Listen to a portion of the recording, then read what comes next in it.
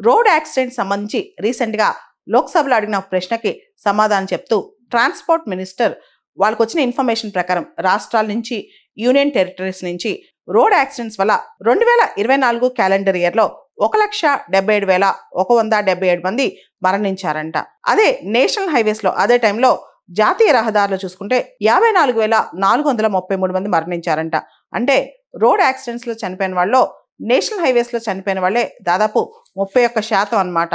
మనం చూస్తే సంవత్సరానికి రోడ్ యాక్సిడెంట్స్ వల్ల మరణించే వాళ్ళ సంఖ్య భారతదేశంలో పెరుగుతుంది. ముఖ్యంగా వీటి మీద ఒక సైంటిఫిక్ ఇన్వెస్టిగేషన్ జరగాలని, ఇక మీదట రోడ్ యాక్సిడెంట్స్ తగ్గేలా చూడాలని చెప్పి కూడా సివిల్ సొసైటీ కోరుకుంటుందన్నమాట. మనం చూస్తే ప్రపంచంలోనే భారతదేశంలో సెకండ్ లార్జెస్ట్ రోడ్ నెట్వర్క్ ఉంది. దాదాపు 6.6 మిలియన్ కిలోమీటర్స్ అన్నమాట. అయితే ప్రపంచంలో మాత్రం రోడ్ యాక్సిడెంట్స్ లో భారతదేశందే హైయెస్ట్ అన్నమాట. ఈ వర్స్ట్ రోడ్ యాక్సిడెంట్స్ తగ్గించడానికి ఇన్ఫ్రాస్ట్రక్చర్ బెటర్ చేయటం, సివిల్ సొసైటీని ఇన్వాల్వ్ చేయటం, ముఖ్యంగా గోల్డెన్ అవర్ యాక్సిడెంట్ అయిన వెంటనే అంటే వితిన్ 1 అవర్ లోపు హాస్పిటల్ తీసుకెళ్ళటం ఇవన్నీ చేయాలన్నమాట.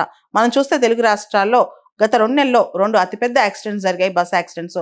అదేవిధంగా తమిళనాడులో ఈ వారంలో చాలా పెద్ద ఫ్యాటల్ యాక్సిడెంట్ జరిగింది. ముఖ్యంగా బస్ యాక్సిడెంట్స్ రోజు రోజుకి పెరిగిపోతున్నాయి. వీటి మీద ప్రభుత్వం చర్యలు తీసుకోవాలని కోరుకుందాం.